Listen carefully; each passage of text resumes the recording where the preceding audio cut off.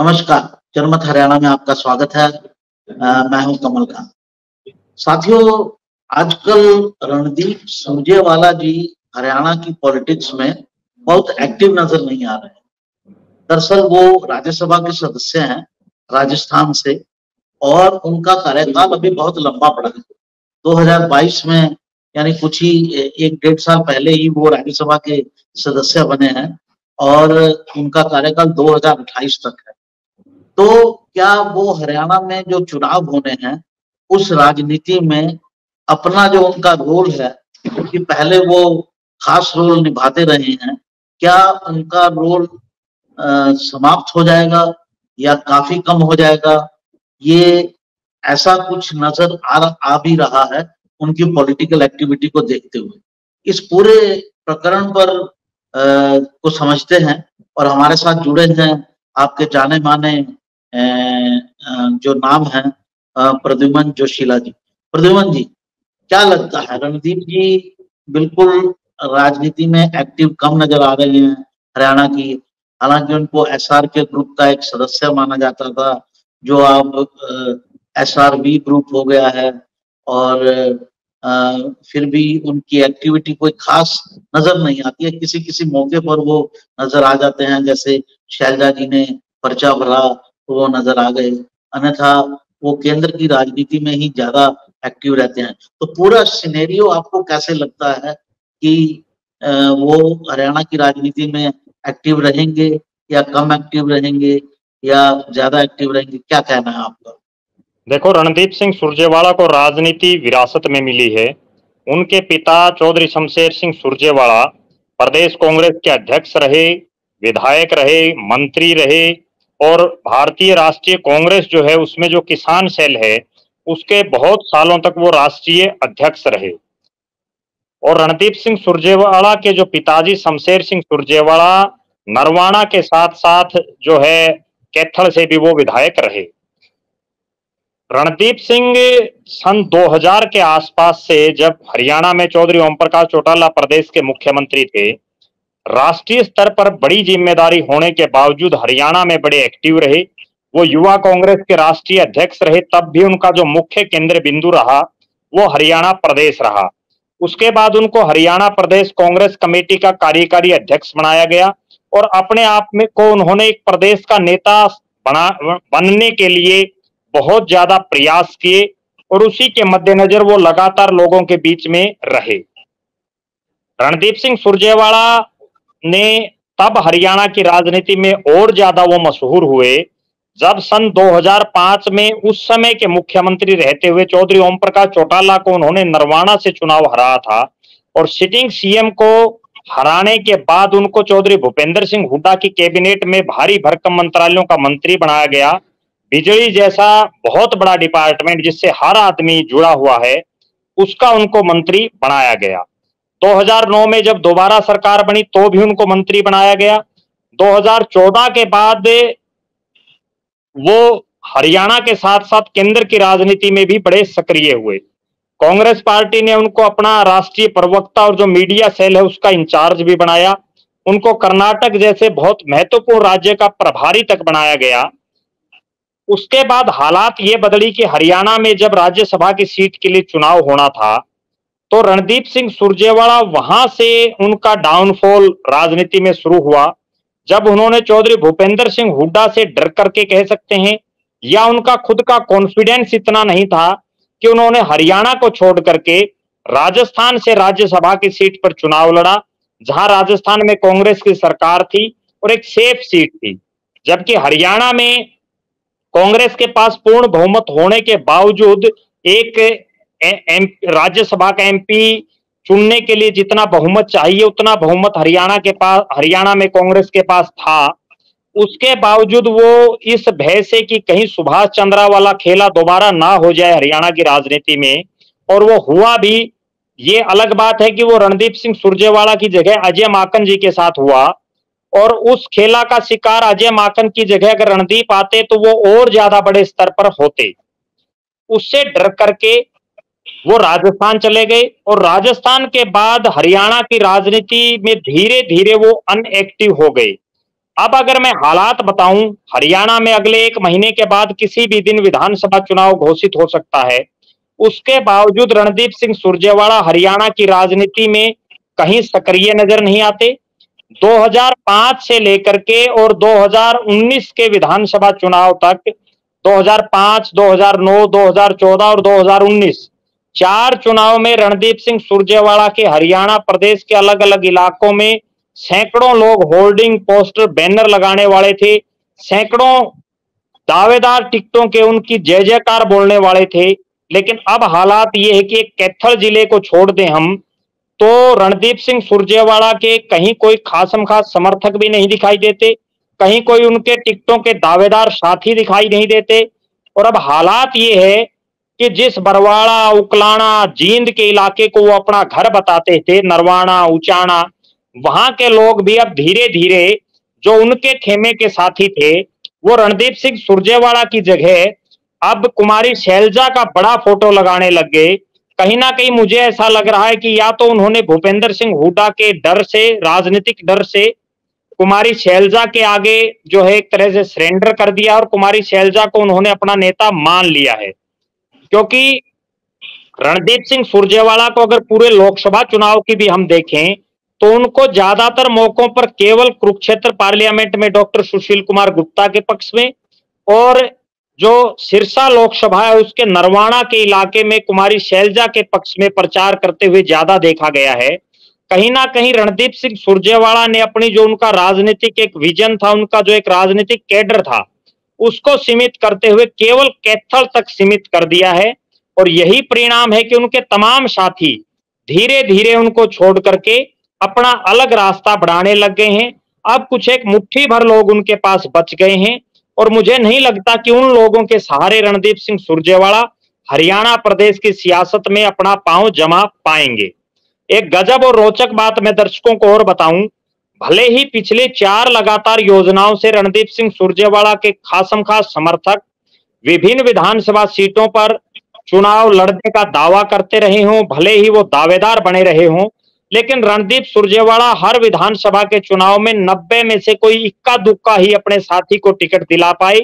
कोई बहुत बड़े स्तर पर वो टिकट नहीं दिला पाए। यहां तक कि उनके खुद के जो गृह जिला है, चाहे वो कैथल की हम बात करें और चाहे जींद की बात करें, उनकी 5 सीटें जींद में आती हैं, 4 सीटें कैथल में आती हैं। उन रहे, वरना हरियाणा प्रदेश बाकी में वो कुछ नहीं कर पाए। और यही कारण है कि वो भी हरियाणा की राजनीति से लगता है कि ऊब चुके हैं, और जो उनके साथी हैं वो भी धीरे धीरे उनसे कन्नी काटना शुरू कर चुके हैं। जी, तो क्या आपको लगता है कि वो अब केंद्र की राजनीति ज्यादा करेंगे, क्योंकि केंद्र में उनके पास महत्वपूर्ण पद हैं, उनको जो जिम्मेदारी दी जाती है वो भी काफी अच्छी दी जाती है, और राज्यसभा के सदस्य भी हैं, केंद्र की राजनीति में भी सक्रिय हैं, गांधी परिवार के करीबी भी हैं। तो क्या लगता है आपको, वो केंद्र की राजनीति पर ज्यादा जोर देंगे या प्रदेश में भी आने की उनकी कोई संभावना है हरियाणा में? देखो, मुझे ऐसा लग रहा है कि अभी उनकी हरियाणा प्रदेश की सियासत में मुख्यमंत्री के चेहरे के रूप में जो एक तैयारी करनी होती है, उसके वो कहीं नजदीक भी दिखाई नहीं दे रहे। ये अलग बात है कि अगर हरियाणा में कांग्रेस का बहुमत आ जाए और गांधी नेहरू परिवार के नजदीकी होने के चलते हो सकता है उनकी लॉटरी जैसे चौधरी भूपेंद्र सिंह हुड्डा की लगी ऐसे लग भी जाए, वो एक इतर बात है। लेकिन खास बात यह है कि अब रणदीप सिंह सुरजेवाला पूरी तरह से राष्ट्रीय राजनीति में उलझे हुए हैं। एक तरफ वो राजस्थान से राज्यसभा के सांसद हैं, दूसरी तरफ वो कर्नाटक के कांग्रेस के प्रभारी हैं, और तीसरी तरफ जो एआईसीसी और जो राहुल गांधी के कार्यक्रम हैं उनमें भी वो काफी व्यस्त रहते हैं। मुझे कहीं भी ये नहीं लग रहा कि अब अगले कुछ साल रणदीप सिंह सुरजेवाला हरियाणा की सियासत में सक्रिय रूप से दिखेंगे, जिस तरह से वो पिछले 20 सालों से दिखते रहे हैं।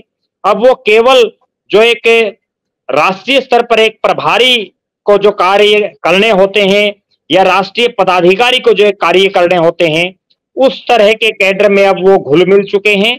और अब वो उस दिन का इंतजार कर रहे होंगे कि कब कांग्रेस की पूर्ण बहुमत की सरकार या बहुमत की सरकार दिल्ली में बने और उसमें वो कहीं ना कहीं अपनी एडजस्टमेंट करवाएं। दूसरी खास बात, उनके जितने समर्थक साथी अभी भी घूम रहे हैं, जो अभी कुछ एक समर्थक मैदान में हैं, उनको भी प्रदेश कांग्रेस की जो एक कमेटियां बन रही हैं या प्रदेश कांग्रेस के द्वारा जो पदों की घोषणाएं की जा रही हैं अलग अलग, चाहे वो महिला विंग हो, एनएसयूआई हो, युवा कांग्रेस हो या मेन कांग्रेस हो, प्रभारी हो, उनमें भी उनके समर्थकों को कोई बहुत ज्यादा खास वेटेज नहीं दिया जा रहा। कहीं ना कहीं ऐसा लग रहा है कि अब रणदीप सिंह सुरजेवाला केवल एक कैथल के नेता बनकर के रह गए हैं, या वो दूसरा हरियाणा से बाहर के दूसरे राज्यों में उनकी पूछ है। हरियाणा में उनका अब कोई बहुत लंबा चौड़ा राजनीतिक रूप से मैदान नहीं बचा है। जी, क्या आपको लगता है कि वो इस बार का चुनाव लड़ेंगे विधानसभा का? देखो, मुझे नहीं लग रहा कि वो कहीं से इस बार का विधानसभा चुनाव लड़ेंगे। उसके पीछे सबसे बड़ी बात यह है कि एक तो वो खुद अभी 2028 तक राज्यसभा के सांसद हैं, लिहाजा विधायक से बड़ी राज्यसभा की कुर्सी है, तो उस हिसाब से वो चुनाव नहीं लड़ेंगे। दूसरी बड़ी बात, पिछली बार जिस तरह से उनको लीलाराम गुर्जर जैसे एक जो है बहुत बड़ा नेता का कद नहीं है लीलाराम गुर्जर का, उन्होंने रणदीप सिंह सुरजेवाला को चुनाव हरा दिया। उसके बाद रणदीप सिंह सुरजेवाला के खुद कैथल जो नगर परिषद है, वहां भी भारतीय जनता पार्टी का चेयरमैन बन गया। कहीं ना कहीं कई एमसी उनके बन गए।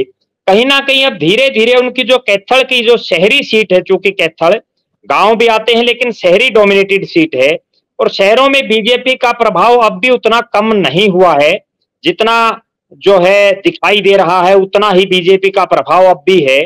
तो कहीं ना कहीं वो खुद तो चुनाव नहीं लड़ेंगे, लेकिन एक चर्चा बड़े जोरों पर है कि वो उनकी धर्मपत्नी जो गायत्री सुरजेवाला है, जो डाबड़ा गांव से आती है, डाबड़ा हिसार के बरवाड़ा विधानसभा में आता है, और डाबड़ा के उनका जो परिवार है वो भी राजनीतिक परिवार है, चाहे वो चौधरी हरि सिंह डाबड़ा हो, उसके बाद कंवल सिंह डाबड़ा, पूर्ण सिंह डाबड़ा, शमशेर सिंह डाबड़ा, वो तमाम इस इलाके के बड़े नेताओं में शामिल रहे हैं।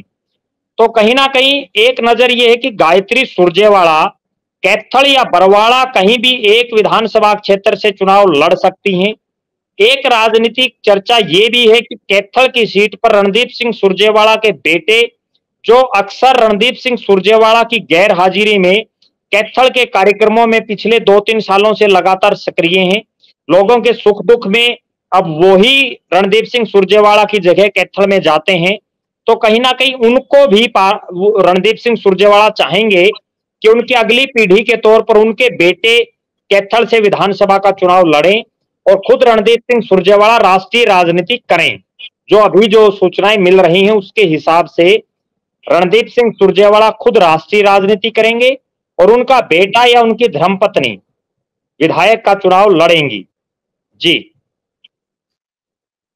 रणदीप सुरजेवाला एसआर के ग्रुप के भी मेंबर थे जी, और एसआर के ग्रुप में किरण चौधरी पहले ही जा चुकी हैं, और अगर रणदीप सुरजेवाला की स्थिति भी कमजोर होती है तो क्या आपको लगता है कि एसआर के ग्रुप बिल्कुल ठंडा पड़ जाएगा हरियाणा की राजनीति में और एक छत्र राज हो जाएगा भूपेंद्र सिंह हुड्डा का? देखो, मेरा ऐसा मानना है कि भले ही रणदीप सिंह सुरजेवाला एसआर के या एसआरबी गुट में हो, उसके बावजूद जो एसआरबी गुट में केवल कुमारी शैलजा ज्यादा सक्रिय दिखाई दे रही हैं, और एसआर के और एसआरबी गुट के नेताओं ने कुमारी शैलजा को ही अपना नेता मान लिया है। और कुमारी शैलजा के जो कार्यक्रम हो रहे हैं उसमें भले ही रणदीप सिंह सुरजेवाला के फोटो लगाए जा रहे हों होर्डिंग और बैनरों पर, लेकिन रणदीप सिंह सुरजेवाला ज्यादातर कार्यक्रमों में नहीं आते, वो ज्यादातर कार्यक्रमों में नदारद रहते हैं। कहीं ना कहीं फील्ड पर रणदीप सिंह सुरजेवाला कुमारी शैलजा के साथ कोई ज्यादा दिख नहीं रहे, केवल एक मानसिक रूप से वो उनके साथ दिखाई दे रहे हैं और उसका ही एडवांटेज कुमारी शैलजा को मिल रहा है। जहां तक आपने जो दूसरा प्रश्न किया कि कुमारी शैलजा की स्थिति क्या है प्रदेश में, मेरा ऐसा मानना है कि वर्तमान में 90 के 90 विधानसभा क्षेत्रों में इस एसआरबी गुट के पास संभावित दावेदार भी नहीं हैं। मजबूत दावेदार तो आप छोड़िए, संभावित दावेदार भी सभी 90 विधानसभा सीटों पर नहीं हैं। और अगर जिताऊ लोगों की बातें करें तो इस एसआरबी गुट के पास पूरे हरियाणा प्रदेश में 10 से 12 की गिनती से ऊपर जिताऊ दावेदार भी नहीं दिखाई दे रहे। तो ये कहा जाए कि एसआरबी गुट बहुत कुछ कर देगा हरियाणा की सियासत में, ऐसा मुझे आज के दिन कम से कम नहीं लग रहा। इनको अपनी रणनीति में बदलाव करना होगा, इनको मजबूत चेहरों को आगे लाना होगा, क्योंकि एक खास बात मैं कमल जी और दर्शकों को बताऊं, और दर्शक भी अगर नोट करेंगे, एसआरबी गुट में ज्यादातर वो लोग शामिल हैं जिनको चौधरी भूपेंद्र सिंह हुड्डा के खेमे से टिकट मिलने की कहीं कोई संभावना नहीं है।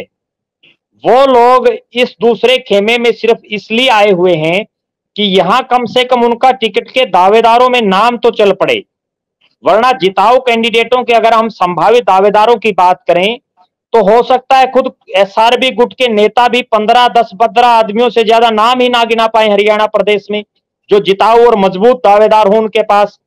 कहीं ना कहीं हरियाणा में मेरा ऐसा मानना है कि आज भी चौधरी भूपेंद्र सिंह हुड्डा का ही कांग्रेस में ज्यादा दम दिखाई दे रहा है। और जिस तरह से हरियाणा प्रदेश के जो प्रभारी हैं कांग्रेस के, दीपक बाबरिया और चौधरी भूपेंद्र सिंह हुड्डा, दोनों की जो जोड़ी है वो कहीं ना कहीं कांग्रेस को कुछ ना कुछ कमाल धमाल कर सकती है, वरना एसआरबी गुट के सहारे कांग्रेस हरियाणा प्रदेश में सत्ता में भागीदार नहीं दिखाई दे रही, सत्ता के नजदीक नहीं दिख रही।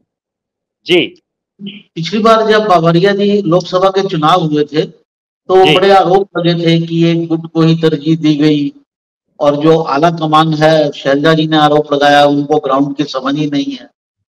और उसके बाद बावरिया जी थोड़े डिफेंसिव हो गए थे और उन्होंने ये कहा था कि विधानसभा के जो भी चुनाव हैं वो चुनाव में जो उम्मीदवार चुने रखे जाएंगे वो सारे एक सर्वे के आधार पर होंगे, कि अलग अलग सर्वे करवाए जाएंगे और उनमें जिनका नाम ऊपर आएगा चाहे वो किसी भी गुट का हो वो उसको टिकट दिया जाएगा। ऐसा कुछ होता हुआ दिख रहा है क्या आपको? क्योंकि जो अभी जानकारी मिल रही है उसके हिसाब से तो जो लोग चुनाव के जो टिकट अभ्यर्थी हैं, जो टिकट के लिए फॉर्म भर रहे हैं, उनकी पहली स्क्रीनिंग तो प्रदेश अध्यक्ष ही कर रहे हैं और उसके बाद फिर नेक्स्ट स्क्रीनिंग कमेटी को दिया जाएगा। अगर पहली स्क्रीनिंग ही प्रदेश अध्यक्ष और भूपेंद्र सिंह हुड्डा और बावरिया जी करेंगे, मान लीजिए 3 लोग करेंगे, तो फिर दूसरे गुट की तो कोई मतलब ना सर्वे की कोई वैल्यू रह गई, ना उसकी जो प्रशिक्षण करना है, जो कांग्रेस की कमेटियां बनी हैं उनकी कोई वैल्यू रहेगी। क्या लगता है आपको? देखो मेरा ऐसा मानना है कि लोकसभा के चुनाव में भी कांग्रेस पार्टी ने काफी हद तक, मैं 100% तो नहीं कहूंगा, लेकिन काफी हद तक जिताऊ चेहरों को चुनावी मैदान में उतारने का प्रयास भी किया। और उसी प्रयास का एक नतीजा है कि कुमारी शैलजा को सिरसा से उन्होंने टिकट दी, वरना कुमारी शैलजा का पहला दावा अंबाला पर बनता था।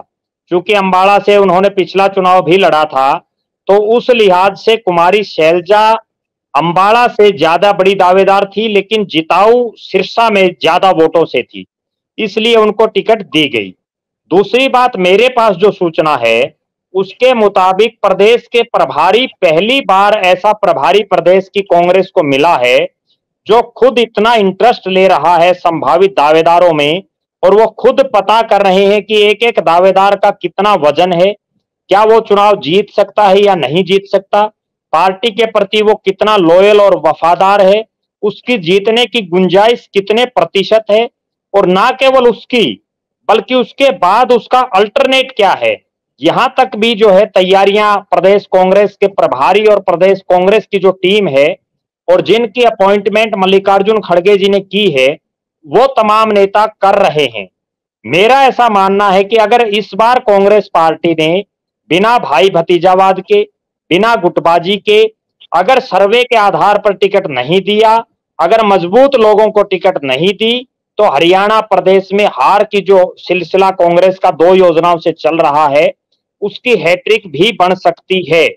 उसके लिए केवल कांग्रेस पार्टी को, वो चाहे कुमारी शैलजा के खेमे के हों, चाहे वो चौधरी भूपेंद्र सिंह हुड्डा के खेमे के हों, चाहे वो इन दोनों को छोड़ करके सामूहिक कांग्रेस के नेता हों या वो कोई बाहर के लोग भी हों जो जिताऊ हों, उन लोगों पर जब तक दांव पार्टी नहीं खेलेगी तब तक पार्टी सत्ता में नहीं आएगी।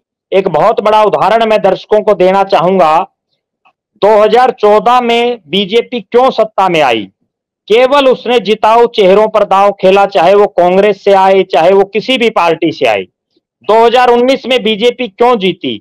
19 में भी उसने अपने लोगों की टिकट काट करके, जो अपने जिताऊ दावेदार नहीं थे, जिनसे उम्मीदें कम थी, उनको छोड़ करके कांग्रेस और इनेलो से आए हुए लोगों को टिकट दी। इसी तरह से अगर मैं एक उदाहरण दूं, 2005 में जब कांग्रेस पार्टी की 67 विधानसभा की सीटें आई, तब भी कांग्रेस पार्टी ने कई ऐसे चेहरों को चुनावी मैदान में उतारा जो दूसरे दलों से आए हुए थे। कहीं ना कहीं जब तक आज जो कांग्रेस की स्थिति है, अगर इसी स्थिति से कांग्रेस की सत्ता आती तो वो 2019 के चुनाव में ही आ जाती, क्योंकि 19 के बाद तो बहुत से लोग कांग्रेस को छोड़ चुके हैं। कहीं ना कहीं जब तक दूसरी पार्टियों से या अन्य सामाजिक लोग या विभिन्न जो है सामाजिक संगठनों से जुड़े हुए लोग जब तक पार्टी में नहीं आएंगे और उन पर पार्टी जब तक दांव नहीं खेलेगी, तब तक कांग्रेस पार्टी भी सत्ता नहीं हासिल कर पाएगी। क्योंकि सरकार बनाने के लिए जो 5-6% वोट का डिफरेंस जो रह जाता है, उसको केवल इसी जरिए से आप पूरा कर सकते हैं, वरना हरियाणा प्रदेश में लहर और आंधी किसी पार्टी की आज के दिन दिखाई नहीं दे रही। मेरा निजी तौर पर यही मानना है कि जो पार्टी टिकट सही बांटेगी, टिकट मेरिट के आधार पर बांटेगी, वही प्रदेश में सत्तासीन होगी। जी जी, तो दर्शकों आपने देखा किस तरह से पूरी परिस्थिति है, एसआर के गुट की क्या स्थिति है और एसआर के गुट में रणदीप सुरजेवाला की क्या स्थिति है। ये चुनाव तय करेंगे कि रणदीप सुरजेवाला क्या राह लेते हैं, सेंटर की राजनीति में ज्यादा जोर देते हैं या स्टेट की राजनीति में ज्यादा जोर देते हैं। स्टेट अगर सेंटर में जाते हैं तो स्टेट में अपने बेटे को या अपनी पत्नी को किसे मैदान में उतारते हैं। ये सारी चीजें जो है इन चुनावों में क्लियर होंगी, काफी लोगों के बारे में क्लियर होंगी और उसमें रणदीप सुरजेवाला भी एक नाम है। ये पूरा परिप्रेक्ष्य आपको प्रद्युमन जी ने दिया। आपका बहुत बहुत धन्यवाद प्रद्युमन जी, आपने समय दिया। फिर किसी अंक के साथ मिलते हैं जी, फिर किसी अंक के साथ मिलते हैं साथियों, फिर किसी मुद्दे के साथ मिलते हैं। आपका बहुत बहुत धन्यवाद। अगर पसंद आया है तो लाइक कीजिए, इस एपिसोड को सब्सक्राइब जरूर कीजिए, ऐसा निवेदन है। नमस्कार। हरियाणा की हर राजनीतिक खबर के विश्लेषण के लिए हमारे चैनल जनमत हरियाणा को लाइक, शेयर और सब्सक्राइब करना ना भूलें। साथ ही बेल आइकन को भी प्रेस कर लें ताकि हर वीडियो की अपडेट आप तक पहुंचती रहे।